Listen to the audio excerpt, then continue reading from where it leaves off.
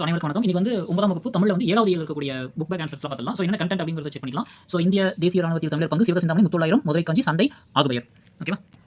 Book page number 201 ஆகுபெயரை தேர்ந்தெடுத்து எழுதுக. இதுக்கு ஆன்சர் வந்து தமிழரசி வள்ளுவரை படித்தால். தமிழரசி வள்ளுவரை ஓவியமாக வரைந்தால், தமிழரசி வள்ளுவரை படித்தால், அதாவது வள்ளுவரை படித்தால் அப்படிங்கிறது வந்து வள்ளுவரோட கருத்துரை படித்தால் அப்படிங்கிற மாதிரி தான் சொல்றோம். ஓகேவா? அதனால ஆகுபெயர் தான் தேர்ந்தெடுத்து சொல்லிருக்காங்க. தமிழரசி வள்ளுவரை படித்தால் அதான் ஆன்சர். இரண்டாவது வந்து மாமாவின் வருகைக்கு வீடே மகிழ்கிறது. மாமாவின் வருகைக்கு வீடே மகிழ்கிறது. அடுத்தது கலைச்செல்வி பச்சை உடுத்தினாள். கலைச்செல்வி பச்சை உடுத்தினாள். அடுத்து நாலும் இரண்டும் சொல்லுக்கு உறுதி. நாலும் இரண்டும் சொல்லுக்கு உறுதி. அடுத்து நீங்கள் கூறுவதை உலகம் ஏற்குமா? நீங்கள் கூறுவதை உலகம் ஏற்குமா? அடுத்தது ஆகுபெயர் அமையுமாறு தொடர்களை மாற்றி எழுதுக. அதாவது மதுரை மக்கள் இரவிலும் வணிகம் செய்கின்றனர். மதுரை குடி மக்கள் என்ன பண்றாங்க? இரவிலும் வணிகம் செய்கின்றனர். இதுக்கு வந்து ஆன்சர் என்ன அப்படிங்க பார்க்கலாம். என்ன சொல்லிருக்காங்க? மதுரை மக்கள் இரவிலும் வணிகம் செய்கின்றனர். அதாவது எப்படி இருக்கணும் அப்படின்னா மதுரை இரவிலும் வணிகம் செய்கிறது. அப்ப மதுரை இரவிலும் வணிகம் செய்கிறது அப்படிங்கிறது மதுரையில் உள்ள மக்கள் இரவிலும் வணிகம் செய்கின்றனர் அப்படின்னு வரும். அடுத்தது இந்த ஆன்சர் மதுரை இரவிலும் வணிகம் செய்கிறது. ரெண்டாவது வந்து இந்திய வீரர்கள் எழுதி வென்றனர். அதாவது இந்தியா எழுதி வென்றது அப்படின்னு எழுதணும். இதுதான் ஆகுபெயர் வந்து அமைச்சு எழுதுறது. அப்படின்னு என்ன அர்த்தம்னா இந்தியாவோட வீரர்கள் எழுதி வென்றனர் அப்படின்னு சொல்றது அர்த்தம். அப்ப இந்தியா எழுதி வென்றது. அடுத்து நகைச்சுவை நிகழ்வை பார்த்து அரங்கத்தில் உள்ள சிரித்தனர். நகைச்சுவை நிகழ்வை பார்த்து அரங்கமே சிரித்தது. அப்ப அரங்கமே அப்படிங்கிறது அரங்கத்தில் உள்ள மக்களை குறிக்கிறது. அதாவது நகைச்சுவை நிகழ்வை பார்த்து அரங்கமே சிரித்தது. அடுத்தது நீரின்றி உலக மக்கள் இயங்க முடியாது. நீரின்றி அமையாத உலகு அப்படின்னா நீரின்றி இந்த உலகத்தில் இருக்கக்கூடிய மக்களால் இயங்க முடியாது. நீரின்றி அமையாத உலகு. அடுத்தது சிந்தனை வினா தற்கால பேச்சு வழக்கு எழுத்து வழக்கு ஆகுபெயர் எப்படி பயன்படுத்தணும் என்பதை எடுத்துக்காட்டுகள் தருக அப்படின்னு சொல்லிருக்காங்க. பேச்சு வழக்கு கீரை வந்ததா என்பது கீரை விற்பவரை குறிக்கிறது. செங்கோட்டை வந்ததா என்பது செங்கோட்டை என்ற தொடர் வண்டியை குறிக்கிறது. மருத்துவரை வருகை என்பதில் அவர் செய்யும் தொழில் பெயர் அவருக்கு ஆகி வந்தது. பிரதமர் திறந்து வைத்தார் என நாளிதழ் செய்து வருகிறது. பிரதமர் என்ற பதவி வகிப்போருக்கு பெயராகி வருகிறது. செங்கோட்டை 11 மணிக்கு வரும். செங்கோட்டை ரயில் 11 மணிக்கு வரும் அப்படிங்கிறது சொல்றோம். அடுத்தது ராமேஸ்வரம் 40 நிமிடம் தாமதமாகும் என எழுதியிருப்பார். செங்கோட்டை ராமேஸ்வரம் என்பது வந்து ஊர் பெயரை குறிக்காது தொடர் வண்டிகளுக்கு ஆகி வருகிறது. அதை குறிக்காம அதில் இருக்கக்கூடிய தொடர்புடைய பெயருக்கு ஆகி வருவது தான் மற்றொன்றுக்கு ஆகி வருவது தான் ஆகுபெயர். ஓகேங்களா? பிரதமர் அப்படிங்கிறது பிரதமரோட பெயர் குறிக்காம பிரதமர் அந்த பதவி வகிப்போருக்கு ஆகி வந்ததால் அது வந்து அந்த மாதிரி அர்த்தம். ஓகே. ரெண்டாவது பட்டப்பெயர்கள் ஆகுபெயர் ஆகுமா? எடுத்துக்காட்டு விளக்குக.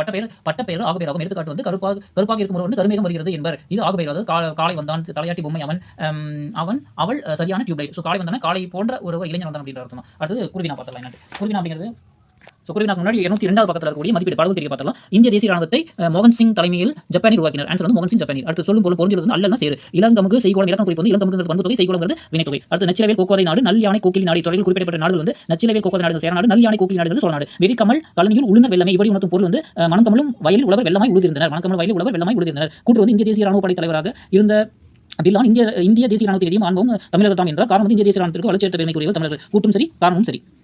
அடுத்தது 203 பக்கம் குருவினா இந்திய தேசிய ராணுவத்தில் குறிப்பிடத்தகுந்த தமிழக வீரர்கள் யார் அப்படின்னு கேட்குறாங்க. இந்திய தேசிய ராணுவத்தில் குறிப்பிடத்தகுந்த தமிழர்கள் கேப்டன் லட்சுமி ஜானகி, ராஜாமணி, சிதம்பரம் லோகநாதன், கேப்டன் தாசன், ராமு, அப்துல் காதர். அடுத்து ரெண்டாவது வந்து தாய்நாட்டுக்காக உழைக்க விரும்பினால் எப்படி தேர்ந்தெடுப்பீர்கள்? இது வந்து உங்களோட விருப்பத்தை தான் கேட்டிருக்காங்க. நான் வந்து ஒரு விருப்பத்தை குறிப்பிட்டிருக்கேன். உங்களுக்கு எது பிடிக்குமோ அதை எழுதிக்கலாம். தாய்நாட்டுக்காக உழைக்க விரும்பினால் மாவட்ட ஆட்சியராக பணியாற்ற விரும்புகிறேன். இந்திய ஒற்றுமைக்கு வளர்ச்சிக்கும் இடையூறாய் செயல்படுத்திய சக்தி அளித்து நாட்டு ஒற்றுமைக்கு பாடுபடுவேன் அப்படின்னு. அடுத்து மூணாவது வந்து மதுரை காஞ்சி பேர்காலம் குறிப்பிடுக. சங்க இலக்கியங்களில் 10 பாட்டு நூல்கள் உண்டு. மதுரை காஞ்சி காஞ்சி என்ற நிலையாமை மதுரையின் சிறப்புகளையும் நிலையாமையும் பற்றி கூறுவதால் மதுரை காஞ்சி என பெயர் பெற்றது. ஓகேவா? அடுத்த 4 கொஸ்டின் வந்து உங்கள் ஊரில் உற்பத்தியாகும் பொருட்களையும் சந்தைக்கான பொருட்களையும் ஒப்பிட்டு எழுதுக. சந்தையில் இருக்கிறது நம்ம ஊரில் இருக்கக்கூடிய பொருட்களை என்ன வித்தியாசம் கேட்குறாங்க. எங்கள் ஊரில் பல வகையான நெல் வகைகள் காய்கறிகள் கீரைகள் உற்பத்தியாகின்றன. ஒவ்வொரு வீட்டிலும் முருங்கை தென்னை கொய்யா மரங்கள் காய்த்து குலுங்குகின்றன. எங்கள் நெல் சந்தைக்கு அரிசியாக வருகிறது. காய்கறிகளும் எங்களிடம் குறைந்த விலைக்கு வாங்கப்பட்டு சந்தை பல மடங்கு விலை உயர்த்தி விற்கப்படுகிறது. ஓகேங்களா? இது வந்து நம்ம இதை மாற்றி கூட எழுதிக்கலாம். நான் காமனாக கொடுத்துருக்கேன். அடுத்தது கருக்கொண்ட பச்சை பாம்பு எதற்கு உமையாகப்பட்டுள்ளது? வளர்ந்து உள்ளே கருக்கொண்ட நெற்பயிருக்கு சூழ் கொண்ட பச்சை பாம்பு உமையாக கூறப்பட்டுள்ளது. ஓகேங்களா? அடுத்தது 6வது வந்து அல்லல் பலனத்து அரக்காம்பல் வாய் வேலை வழி சேற்றையும் வயலும் குறிக்கும் சொற்கள் எதுன்னு அல்லல்னா சேரு பலனம்னா வயல். அடுத்து டெல்லி நோக்கி செல்லுங்கள் என்ற முழக்கம் யாரால் எப்பொழுது செய்யப்பட்டது? 1943 ஆண்டு ஜூலை திங்கள் 9ஆம் நாள் இந்திய தேசிய ராணுவத்தின் பொறுப்பை நேதாஜி சுபாஷ் சந்திர போஸ் ஏற்றார். அப்போது மாபெரும் கூட்டத்தில் உரையாற்றிய அவரால் டெல்லி நோக்கி செல்லுங்கள் என்றும் முழக்கம் எழுப்பப்பட்டது. அடுத்து குறிப்பாக டோக்கியோ கேடட்ஸ் அப்படின்னு எழுதிட்டு இந்திய தேசிய ராணுவத்தில் இருந்து 45 வீரர்கள் தேர்வு செய்யப்பட்டனர். அவர்கள் வான்படை தாக்குதல் பயிற்சிக்காக ஜப்பானில் உள்ள இம்பீரியல் மிலிட்டரி அகாடமிக்கு அனுப்பி வைக்கப்பட்டனர். அந்த 45 பேர் கொண்ட பயிற்சி பிரிவின் பெயர் வந்து டோக்கியோ கேடட்ஸ் ஆகும் அப்படின்னு. டோக்கியோ கேடட்ஸ் என்பதாகும். டோக்கியோ கேடட்ஸ் என்பதாகும். ரெண்டாவது கொஸ்டின் வந்து பணியிலும் மலையிலும் எல்லை காக்கும் இந்திய வீரர்களின் பணியை பாராட்டி உங்கள் பள்ளி கையெழுத்துகளுக்கு ஒரு துணுக்கு செய்தி வந்து நம்ம சொல்லியிருக்காங்க. பணி படர்ந்த மலையில் ராணுவ வீரர்கள் அந்நிய நாட்டிற்குள் நுழையா வண்ணம் பாதுகாப்பு பணியில் ஈடுபடுகின்றனர். அதற்கு தங்கள் உடல் உறுதியை மேம்படுத்த நாளும் அதிகாலையிலிருந்து பல்வேறு பயிற்சிகளை மேற்கொள்கின்றனர். உயிரை துச்சமென மதித்து உடல் மண்ணுக்கு உயிர் நாட்டிற்கே உழைக்கும் ராணுவ வீரர்களை போற்றி வணங்குகிறோம் அப்படின்னு சொல்லி இதெல்லாம் ஓகே. அடுத்தது மூணாவது மாகால் எடுத்த முன்னீர் போல இடம் சுற்றி பொருள் விளக்கம் தருக. இடம் வந்து மாகால் எடுத்த முன்னீர் போல வந்து 10 பாட்டில் மதுரை காஞ்சி இடம்பெற்றுள்ளது. மதுரை மக்கள் பல்வேறு நிலங்கள் வளங்கள் ஆகியன பற்றி கூறும்போது ஆசிரியர் மாங்குடி மலர்நாள் கூறும் ஓமையாகும். ஓகேங்களா? அது பொருள் வந்து பெருங்காற்று புகுந்த கடவுளை போல என்பது இதன் பொருள். பெருங்காற்று புகுந்த கடவுளை போல என்பது பொருள். விளக்கம் வந்து மதுரை மாநகரின் தெருவில் நடக்கும் விழா பற்றி கூட முரசு அறிந்து அறிவிக்கின்றான். ஏற்கனவே மதுரை அங்காடி தெருவில் பல்வேறு விதமான ஒளிகள் ஒலிக்கின்றன. முரசின் ஒளி அவ்வொலிகளை விட மேலோங்கி ஒலிக்கிறது. அது கடலின் ஒலிக்கு இடையே பெருங்காற்றும் சேர்ந்து வீசினால் எழும்பு ஓசை போல முரசு அறிவோரம் ஒளி இருந்தது என்று ஆசிரியர் கூறுகிறார். ஓகேவா? அடுத்த 4 கொஸ்டின் வந்து தற்கொலை பேட்டணி பற்றி கேட்குறாங்க. ஆக்சுவலாக நமக்கு ஆகுபெயர் மட்டும் கொடுத்துருக்காங்க. தற்கொலை பேட்டணி எதை வச்சு இந்த இடத்துல கேள்வி கேட்டுதானே எனக்கு தெரிய மாட்டேங்குது. இது வந்து 10வது புத்தகத்தில் இருக்கிறது தான். அப்படியே மனப்பாடம் பண்ணி 10th ஹெல்ப்ஃபுல்லாக இருக்கும். தற்கொலை பேட்டணி இயல்பாய் நிகழும் நிகழ்ச்சியின் மீது கவிஞர் தன் குறிப்பை ஏற்றிக் கூறுவது தற்கொலை பேட்டணி எனப்படும். எடுத்துக்காட்டு வந்து போர் உழந்தெடுத்த ஆரையில் நெடுங்கொடி வாரல் என்பன போல் மறித்து கை காட்ட. அதாவது பாடலின் பொருள் என்ன அப்படின்னா கோட்டை மதில் மேல் இருந்த கொடியானது வரவேண்டாம் என தடுப்பது போல கை காட்டியது என பொருள் என்பது பொருள். அணிப்பொருத்தம் வந்து கோவலன் கண்ணகி மதுரை மாநகருக்குள் சென்றபோது மதுரை மேல் இருந்த கொடிகள் காட்டில் இயற்கையாகவே அசைந்தன. ஆனால் இளங்கோடிகள் கோவலன் மதுரையில் கொலை செய்யப்படுவான் என கருதி அக்கொடிகள் கையை அசைத்து மதுரைக்குள் வர வேண்டா என்று தெரிவிப்பது போல கயிற்றில் அசைவதாக தன் குறிப்பை கொடி மீது ஏற்றி கூறுகிறார். இவ்வாறு இயல்பாக நிகழும் நிகழ்ச்சியின் மீது கவிஞன் தன் குறிப்பை ஏற்றி கூறுவது தற்குறிப்பேற்றணி எனப்படும். ஸோ இது வந்து இன்னும் ஷார்ட்டாக கூட எழுதிங்க. இது வந்து 10வது புத்தகத்துல இருந்து எடுத்துங்க. நம்மளுக்கு வந்து ஆகுபெயர் தான் இந்த பாடத்தை கொடுத்துருக்காங்க. நான் தற்குறிப்பேற்றணி எங்கிருந்து எடுத்து வந்து கேள்வி கேட்டுருக்காங்க எனக்கு தெரிய மாட்டேங்குது. அடுத்தது வந்து சேரநாடு, சோழநாடு, பாண்டி நாட்டு வளங்களை முத்தொள்ளாயிரம் மொழி விளக்குக. இதுதான் 5வது கொஸ்டின். சேரநாடு வந்து முத்தொள்ளாயிரம் என்ன கொடுத்துருக்காங்க? சேரநாடு நீர் வளமிக்கது, அள்ளல் பலனத்து அறக்காம்பல் வாய வேலை என்ற நீர் வளத்துடன் மண்வளமும் நிரம்பியது சேரநாடு என கூறுகிறது. சோழநாடு அப்படிங்கிறது சோழநாட்டு உழவர் வைக்கோல் போர் மீது ஏறி இவருடன் வேலை செய்வோரை நாவலோ என அழைப்பர். இதன் மூலம் சோழ மருத நிலங்களை கொண்டது என்றும் நெற்களங்களில் நெற்பொழிகளையும் வைக்கோல் போர்களையும் காக்கின்றனர் என அறியலாம். பாண்டி நாடு சங்குகள் என்ற முதிராத முத்துக்களோடு புன்னை மரங்களிலிருந்து சிதறிய அரும்புகளும் கமுகு மரங்களில் உதிர்ந்த வெண்மணிகளும் முத்துக்களோ என என்னும்படி பறந்து கிடந்தன. காரணம் பாண்டி நாடு முத்துடைத்து என்ற பெருமைக்கு உடையது அப்படின்னு ஓகே தான். ஸோ 2 பாயிண்ட் எழுதினாலும் ஓகே தான். ஸோ டைம் தகுந்த மாதிரி இதை எழுதிங்க. ஓகே. அடுத்தது வந்து ஏமாந்த நாட்டில் எவையெல்லாம் ஆயிரக்கணக்கில் இருப்பதாக திருத்தக்க தேவர் பாடியுள்ளார். ஏமாந்த நாட்டில் ஆயிரக்கணக்கில் இருந்ததாக திருத்தக்க தேவர் பாடியது அப்படின்னு போட்டாலும் ஓகே தான். அண்ணா சாலைகள், மகளிர் கோலமிட்டு அழகு செய்யும் இடங்கள், தர்மத்திற்கு விடப்பட்ட இறையிலை நிலங்கள், தொழிலில் சோம்பலின்றி உழைக்கும் கம்மியர், திருமணங்கள் நடைபெறுதல். அடுத்தது பண்பாகவே தொழிலாகவே விளக்குக. பண்பாகவே அப்படிங்கிறது கார் பெய்தது, கார் என்ற நிறப்பெயர், காரம் தமிழ் என்ற நிறப்பெயர் பெய்தது என்ற குறிப்பால் மேகத்திற்கு ஆகி வந்தது. அதனால இது ஆகி வந்த பண்பு பெயர் அப்படின்னு எழுதணும். அடுத்து தொழிலாக பெயர் அப்படின்னா ஆட்டம் முடிந்தது, ஆடுதல் என்னும் தொழில் பெயர், ஆடுதல் என்னும் தொழில் பெயர் முடிந்தது என்னும் குறிப்பால் ஆடுதல் செயலோடு தொடர்புடைய கலை நிகழ்ச்சியை குறிப்பதால் தொழிலாக பெயர். அது ஆட்டம் அப்படிங்கிறது ஆடுதல். ஸோ முடிந்ததுங்கிறப்ப ஆடுமைய நிகழ்ச்சியை வந்து குறிப்பதால் இது வந்து தொழில் ஆக பெயர் அப்படின்னு சொல்லி சொல்றாங்க. தொழில் பெயர் இல்லைங்க, தொழில் ஆக பெயர். அடுத்தது என்ன சொல்லிருக்காங்க? இந்திய தேசிய ராணுவத்தின் தூண்களாக திகழ்ந்தவர்கள் தமிழர்கள் என்பதை கட்டுரை வழி எழுதுக அப்படின்னு சொல்றாங்க. ஸோ நான் வந்து முன்னுரை வந்து நெடுவினா ஓகேவா. இந்திய தேசிய ராணுவம் அந்நிய மண்ணில் உருவாக்கப்பட்டு இந்திய விடுதலைக்கு போராடியது. அதில் சேர்ந்து பணியாற்றிய தமிழர்கள் வீர செயல் உலக அரங்கில் ஓகேவா, உலக அரங்கில் தமிழனை தலைநிமிர்ந்து நடக்க செய்பவையாகும் அப்படின்னு போட்டுட்டு அதுக்கப்புறம் தமிழக அமைச்சர்கள், இந்திய மண்ணில் மூவர்ண கொடி, ராணுவத்தில் இதையும் தமிழர்கள், இந்த 3 ஹெட்டிங் கீழேயும் ஒரு டாபிக் எழுதிக்கலாம். முன்னுரை எழுதிருங்க. இந்த ஒரு ஹெட்டிங், இந்த 3 ஹெட்டிங் கீழே சின்ன ஹிண்ட்ஸ் எழுதலாம். ஸோ தமிழக அமைச்சர்கள் அப்படின்னு போட்டோம் இல்லையா, அமைச்சர்கள் அப்படின்னு போட்டோம் இல்லையா. அப்போ இந்திய தேசிய ராணுவத்தில் ஜான்சி ராணி பெயரில் பெண்கள் படை உருவாக்கப்பட்டது. என் தலைவர் டாக்டர் லட்சுமி. இப்படையில் தமிழ் பெண்கள் பெருமளவில் பங்கேற்றனர். இவர்கள் தலைசிறந்த தலைவர்களாக ஜானகி, ராஜாமணி முதலியோர் விளங்கினர். நேதாஜி அமைத்த தற்காலிக அரசில் கேப்டன் லட்சுமி, சிதம்பரம், லோகநாதன் முதலான தமிழக அமைச்சர்களாக இருந்தார்கள். சிறந்த ராணுவ வீரர்களை உருவாக்க 45 இளைஞர்களை டோக்கியோ அனுப்பினர். அவர்கள் பெரும்பாலும் தமிழர்கள். அதில் பயிற்சி பெற்ற குறிப்பிடத்தக்கவர் கேப்டன் தாசன். ஓகேவா. இது வந்து முன்னுரைக்கு அப்புறம் வர 2வது பாயிண்ட். ஸோ அடுத்தது 184 பக்கத்து. இப்போ 185 பக்கத்தில் கூடிய அடுத்த பாயிண்ட் எடுத்துங்க. என்னது? இந்திய மண்ணில் மூவர்ண கொடி. இந்திய தேசிய ராணுவம் 1944 ஆண்டு மார்ச் 18 அன்று ஆங்கிலேயர் வென்று இந்தியாவுக்கு மணிப்பூர் பகுதியில் மொய்ராங் என்ற இடத்தில் மூவர்ண கொடியை ஏற்றியது. ஸோ இது வந்து இந்திய மண்ணில் மூவர்ண கொடி அப்படிங்கிற ஹெட்டிங் கீழே எழுதிருங்க. அடுத்தது இந்திய ராணுவத்தின் இதயம் தமிழர்கள் அப்படின்னு ஹெட்டிங் போட்டு இந்திய தேசிய ராணுவ படை தலைவராக இருந்த தில்லான் இந்திய தேசிய ராணுவத்தின் இதயமும் ஆத்மாவும் தமிழர்கள் தான் என்றார். ஸோ அது கூட 2வது பாயிண்ட் என்ன எழுதிக்கலாம்னா, தமிழ் மக்கள் துணையுடன் போராடிய நேதாஜியை கண்டு ஆங்கில பிரதமர் சர்ச்சில் கோபம் கொண்டார். மலேயாவில் உள்ள தமிழர்கள் ரத்தம் நேதாஜி மூளை கட்டியாக உள்ளது என்று சர்ச்சை கூறினார். அதற்கு நேதாஜி இந்த தமிழினம் தான் ஆங்கிலேயர்கள் அளிக்கும் என்று பதில் கூறினார். ஸோ இதை எழுதிட்டு இது வந்து என்ன பக்கம்? 184 பக்கத்தில் இருக்கு. ஸோ அடுத்தது முடிவுரை. ஓகேங்களா. முன்னுரை எழுதியாச்சு. அதுக்கப்புறம் இந்த டாபிக் எல்லாம் எழுதியாச்சு. முடிவுரை வந்து இந்திய விடுதலைக்காக இந்திய தேசிய ராணுவத்தில் சேர்ந்து தம் இன்னுயிரை பொருட்படுத்தாத போராடிய தமிழர்கள் தான் தாழ் வணங்குவோம், அதாவது பாதம் வணங்குவோம் சொல்லி போட்டுருக்கும். அடுத்து 2வது கொஸ்டின் என்ன கேட்டிருக்காங்க? ஏமாந்த நாட்டுடன் குறித்த வர்ணனைகளை ஊரின் வளங்களோடு ஒப்பிடுக அப்படின்னு சொல்லியிருக்காங்க. முன்னுரையின் போட்டு சிவக சிந்தாமணி திருத்தக்க தேவர் ஏமாந்த நாட்டின் வளத்தினை மிக அழகாக வர்ணித்துள்ளார். அதுபோன்ற வளமிக்க எங்கள் தேனியின் சிறப்பினை காண்போம். இல்லைன்னா தேனியின் சிறப்பினை அப்படின்னு சொல்லுவாங்க. பாய்ந்தோடு முல்லையார், அதாவது ஒரு இடத்துலையுமே ஒரு சிறப்பு இருக்குங்க. அதனால எங்கள் போறதா வேணாமா நீங்க பாத்துங்க. அடுத்து பாய்ந்தோடு முல்லையார் கம்பம் பள்ளத்தாக்கில் அமைந்துள்ள ஊர் தேனி. ஊருக்கு அருகில் முல்லையார் பாய்ந்தோடுகிறது. கேரளாவில் பாயும் முல்லை பெரியாரும் தமிழகத்தில் ஓடும் சிற்சில ஆறுகளும் சேர்ந்து முல்லையாறு என்ற பெயரில் தேனிக்கு அருகே ஓடுகிறது. மக்களின் தாகம் தீர்க்கும். முல்லையாறு மக்களின் தாகத்தை தீர்ப்பதுடன் மண்ணின் ஈரத்தன்மையை காக்கிறது. எண்ணற்ற விளைநிலங்களின் பாச நீராய் பாய்ந்து பயிர்களை செழிக்க செய்கிறது. அடுத்து நிலமகளின் வள்ளல் தன்மை. ஏமாந்த நாட்டில் தென்னை, கமுகு, மாப்பழ, வாழை செழித்து வளர்வது போல முல்லையாற்றின் வளத்தால் தேனியை சுற்றி நெல், கரும்பு, தென்னை, காய்கறிகள், பூ, பருத்தி ஆகியன செழித்து வளர நிலமகள் வள்ளல் தன்மையோடு வழங்குகிறார். அடுத்து குவியலாக செல்வம். ஏமாந்த நாட்டு வெள்ளம் மலையில் இருந்து செல்வங்களை குவியலாய் வாரி வழங்குவதாக கவிஞர் பாடுகிறார். அதுபோல தேனி விளைபொருள்களான செல்வங்களை வண்டியில் ஏற்றி விற்பனைக்காக குவிக்கின்றனர். மணிமணியாய் கதிர்கள். தேனி மக்கள் முல்லையாற்றிலும் ஊட்டிலும் குளிப்பதற்கு வயலவரப்புகளின் வழியே செல்வர். வயலின் இருபுறமும் வளர்ந்திருக்கும் நெற்கதிர்களின் காணும்பொழுது சொல்லரும் சூழ்பசும் பாம்பின் தோற்றமும் மெல்லவே கறி இருந்து இன்று என்ற சிவக சிந்தாமணி பாடல் நினைவுக்கு வரும்.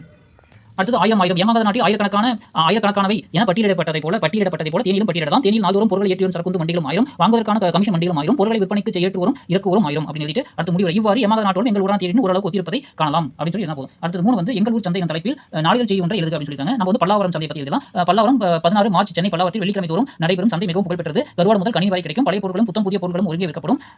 இந்தியாவின் பல மாநிலங்களில் இருந்தும் தமிழக மாவட்டங்கள் பலவற்றிலும் இருந்தும் வந்து வியாபாரம் செய்கின்றனர். பெண்களும் வியாபாரிகளாக வருகின்றனர். பல்லாவரம் தொடர்வண்டி நிலையம் ஒட்டி தொடங்கும் சந்தை திரிசூலம் ரயில் நிலையம் வரை 4 கிலோமீட்டர் வரை நீண்ட பெரிய சந்தையாக உள்ளது. காலை முதல் இரவு வரை சந்தை நடைபெறும். பூ, பழம், ஆபரணங்கள் முதல் தோட்டத்து காய்கறிகள், தோட்டம் அமைப்பதற்கான பொருட்கள், பழைய புதிய துணிமணிகள், காலணிகள் குறைந்த விலையில் விற்கப்படும் அப்படின்னு ஓகே. ஸோ அடுத்தது 204 பக்கம் வந்து மொழியாழ்வோம். இதை சும்மா படிச்சு பார்த்து எப்படி இருக்குங்கிறத படிச்சு பாருங்க. அடுத்தது மொழிபெயர்க்கு.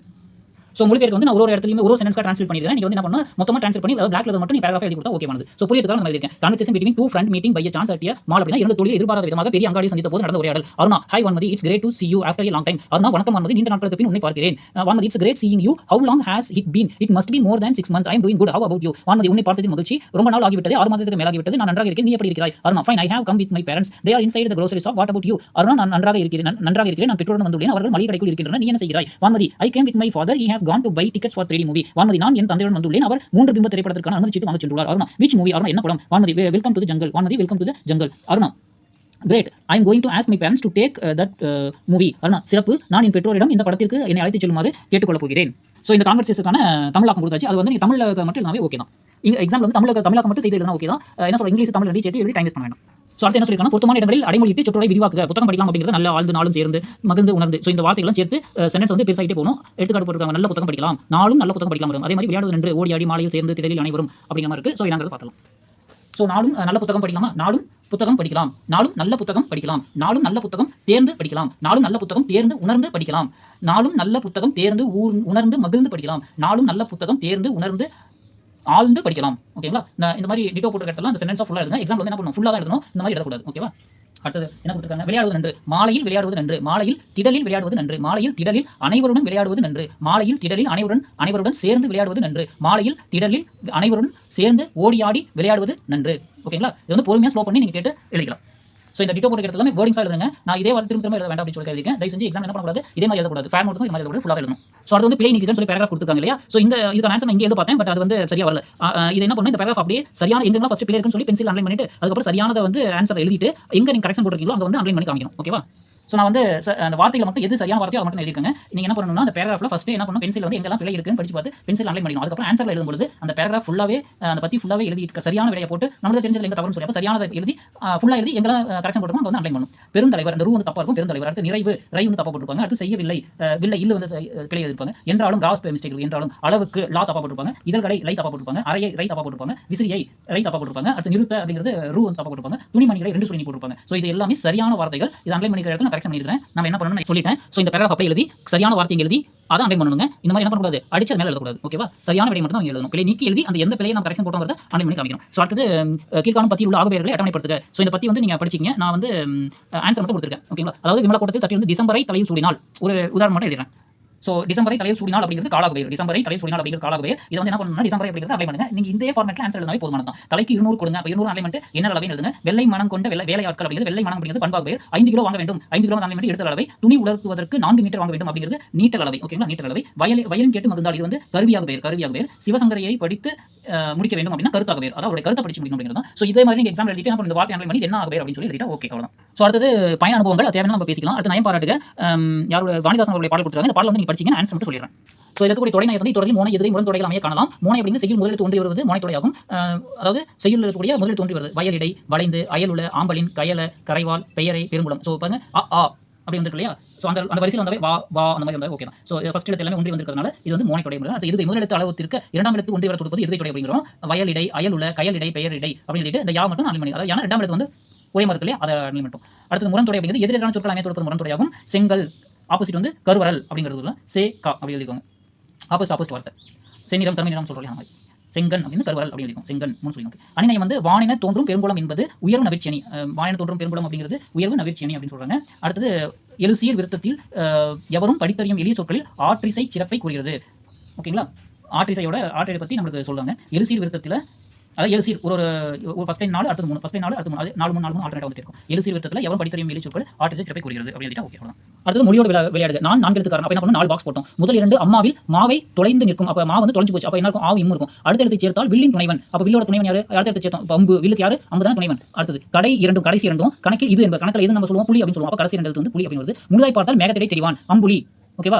அம்புலினா நிலவு. ஸோ இது முழுதாய் பார்த்தா வேகத்தில் இருக்கிறது அம்புலி. அப்போ இந்த வார்த்தை தான். அடுத்தது பண்பு தொகையிட்டு நிறைவு செய்க. இந்த பேராகிராஃப் படிச்சிங்க. எங்கெல்லாம் நான் ஆன்சர் மட்டும் சொல்லிடுறேன். மானாமதுரை ஒரு அழகான பேரூர். பேரூர்னா பெருமை கொண்ட ஊர் வரும் இல்லையா? எல்லாமே பண்பு தொகை தான். இன்னோசை, இனிக்கூட ஓசை, பேரூரை பெருமை கொண்ட சிற்றோலை, செம்மை கொண்ட ஓலை, பெருமை கொண்ட பைங்கிலி, பசுமை கொண்ட கிளி, பேரூர், செந்தாமரை, செம்மை கொண்ட. ஸோ அந்த மாதிரி எல்லாமே பண்பு தொகை தான். மானாமதுரை ஒரு அழகான பேரூர். நீண்ட வயல்களும் சிற்றோடைகளும் நிறைந்த அவ்வூரின் நடுவே வானுயர்ந்த கோபுரத்தின் கூடிய கோவில் குளத்தில் எங்கும் செந்தாமரை பூக்கள் மலர்ந்துள்ளன. கதிரவனின் பேரொளி வீசிட சோலை பைங்கிலிகளின் இன்னோசை கேட்போரை பேரின்பம் அடைய செய்கிறது. ஸோ பேரூர்கிறது 1, 2 வந்து சிற்றோடை, 3 செந்தாமரை, 4 பேரொளி, 5 பைங்கிலி, 6 இன்னோசை. அடுத்தது வட்டத்தில் உள்ள சொற்களை கொண்டு சொற்களை உருவாக்குது அப்படின்னு சொல்லியிருக்காங்க. ஸோ யோசிச்சு பார்த்து பொறுமையாக போடுங்க. ஆன்சர் வந்து கால், காளை, காவல், காம்பு, காதல், கல், கலை, கம்பு, கதி, புகழ், புதன், புத்தி, வலை, வத்தல், கரி, அவள், அத்தி, அலை. ஓகேங்களா? இதெல்லாம் ஆன்சர். அடுத்தது காட்சி கவினோட எழுதுக அப்படின்னு சொல்லியிருக்காங்க.